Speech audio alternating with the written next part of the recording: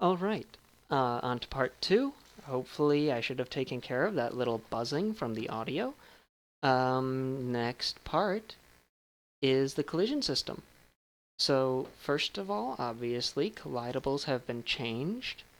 They now have access to all three forms of collision volume: AABB, B-sphere, and OBB, and then a current volume pointer. So, just scroll down real quick. So here we can see the collision volumes. You can set the collision volume to whichever you want. It'll generate it, and then it'll only update the ones that you're using. So how it does that is in compute data model. It'll say, yeah, here's the fun thing. So it'll go current volume compute data model, and then because B-spheres are always used no matter what, it also updates the B-spheres data model. So that's a little bit of redundancy in the case of a collision volume bounding sphere. Update compute data model. It'll just do it twice.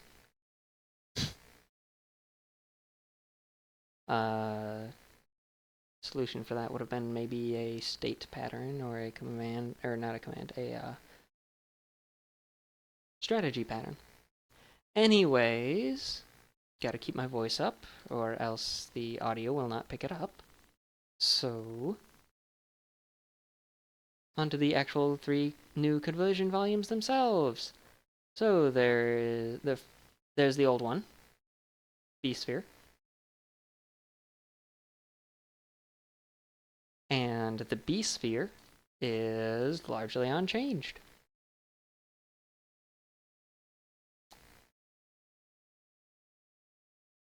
It's just it is a bounding sphere. You can get the center, get the radius, and it computes the thing very, very easily. It's not much to say about it. Collision volume AABB, little more complex. Here's the compute data model where it gets the minimum and the maximum of all of the vertices in the object, and then creates a bounding sphere around them. Or not a bounding sphere, a bounding box around them. This also works when computing the data model for all of the bounding sphere, or for the bounding sphere of the group bounding sphere. Which actually reminds me, I need to pull that up. Let's just look at that now. So collidable groups now obviously have a group AABB.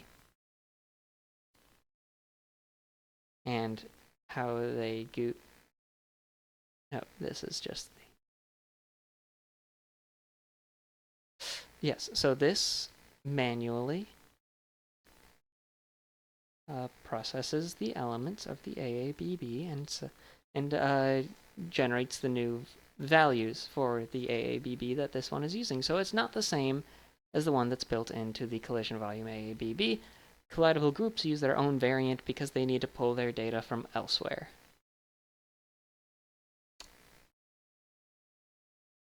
Like that. That's the new thing for collidable groups. Back to collidable AABBs, so you update this by finding the min and max in the world of the model and then drawing around that. I'll be going into the math later. Collision volume OBB is, again, a little different. This one calculates to compute its model. The initial current update is relatively simple. It's you apply the world matrix of your model to your OBB because it rotates and moves along with it. Complexity for it comes in the math with the collision, which I will be getting to shortly. Okay, so that's really all for the collision volume.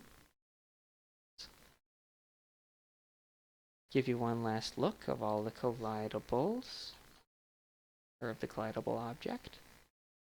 Now onto the different collision tests. So test self, obviously the simplest one. This one does not test the AABBs, the group AABBs against each other, because it's within the same group. So instead, it jumps straight to the B-sphere testing. And then if that succeeds, then you test the actual collisions.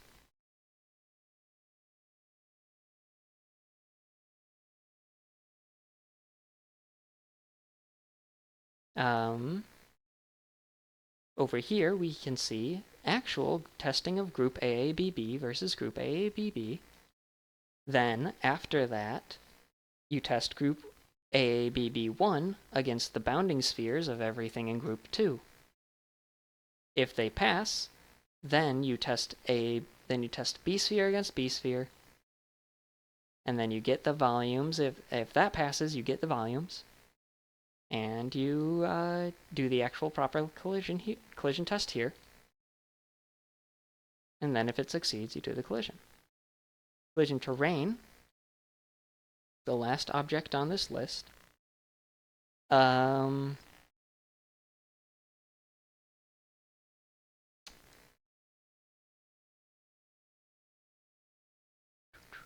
Oh, I also forgot to mention, I'll talk about it in a second, because I forgot to talk about that. Anyways.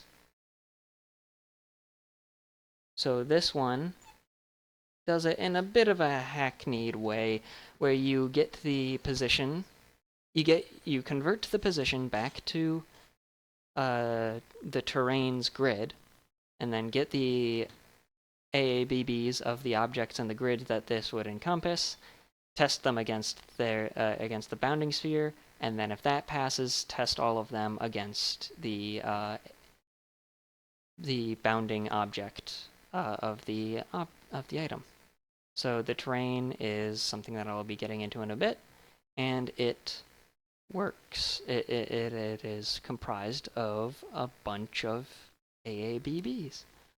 But I forgot to mention something in the collidable groups, and that's to demonstrate that it only happens once per frame. So, process elements.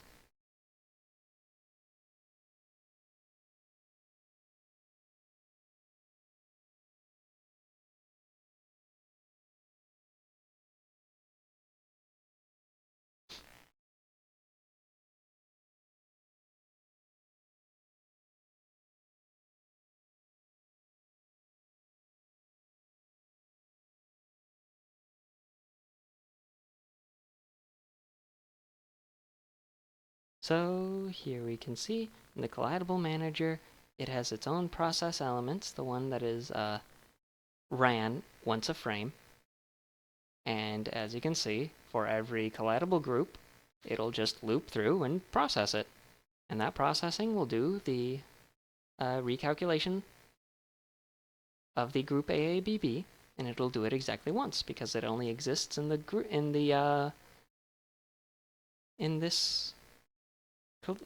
collision group, collidable group thing once in the collidable group list. So it gets called once per frame. Quod erat demonstratum.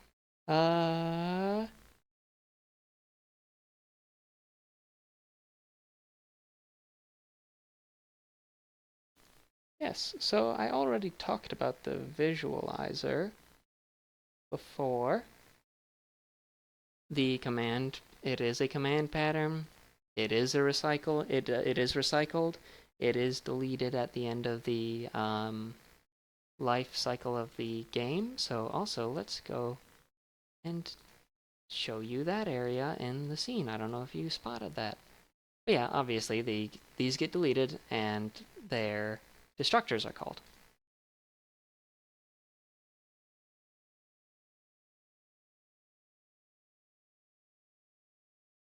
So visualizer. Get its destructor is called, and at the end one,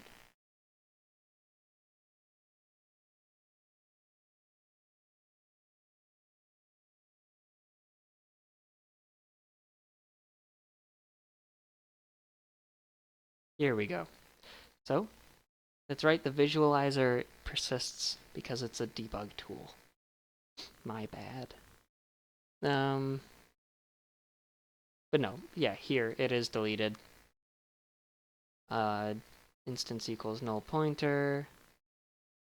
Its destructor deletes the pointers to the two models that it has and empties its visualizer command list.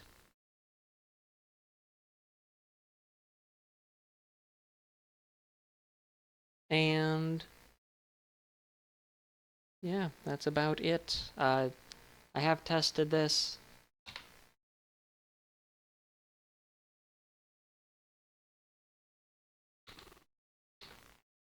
It gets called.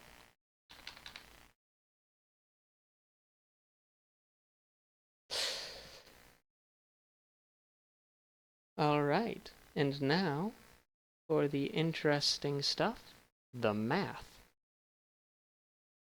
And this is in the master files. Math tools, much bigger than last time. Because I got a lot. So obviously there's intersects. So the intersects are the big thing, aren't they? So you got B-sphere, B-sphere, ABB, B-sphere. You got these three, which are you can input just the floats of a bounding sphere or of a bounding box, and then against any of the regular ones. You can give oh yeah, and it'll treat it like an AABB. AABB, AABB, OBB, ABB, OBB, OBB, OBB, you get it. It's all of them. Getting the, geez, I forget what that stands for. Diagonal. Diagonal. Get the diagonal right. It says right there. Anyways, clamping, angle, a lerp function that I made, and a lookat function that I made. These two weren't really part of the math tools. I just used them because they were convenient. Anyways, let's look at these intersections. So, first one is obviously B-sphere, B-sphere. Very simple. Distance from center, and then, or check if their distance of their centers is greater than their radii. Combined radii. Intersect of ABB, B-sphere. Clamp to the, clamp to the center, clamped to AABB. Here is the math for the clamping. Boop, boop, boop, boop, boop, boop, boop. Return whether or not it's good.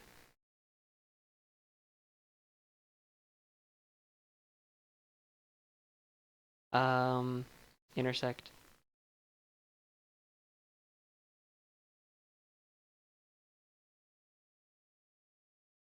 Yeah, so the next one that I have here, weirdly enough, is just AABB, AABB. They got minced around when I was doing the math. Sorry about that. So this is just saying, is my max less than your max? Is my min, or is my min greater than your max, and is my max less than your min? And only if not for those, then it returns true. Yeah, this is just, it treats it like an AABB, so it is identical to the AABB. There's the lerp. It's really simple. Lerp is surprisingly simple. Look at, it's a bit more complex. I had to go back into our math notes for this one. but it works quite well. I don't know if you noticed, but both of my tanks were using them. Not my player tank, that one is controlled with WASD and the arrow keys. Here's intersecting an AABB with a collision volume OBB. And it performs a thing called box overlap.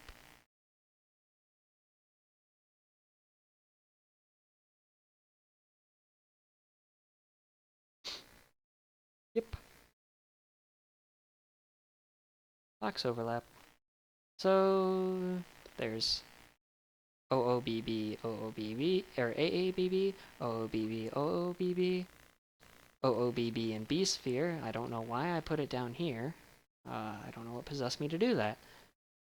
But yeah, it just moves the AAB, it just moves the bounding sphere into the world space of the OOBB, clamps it, shifts it back, and then and then you do things normally.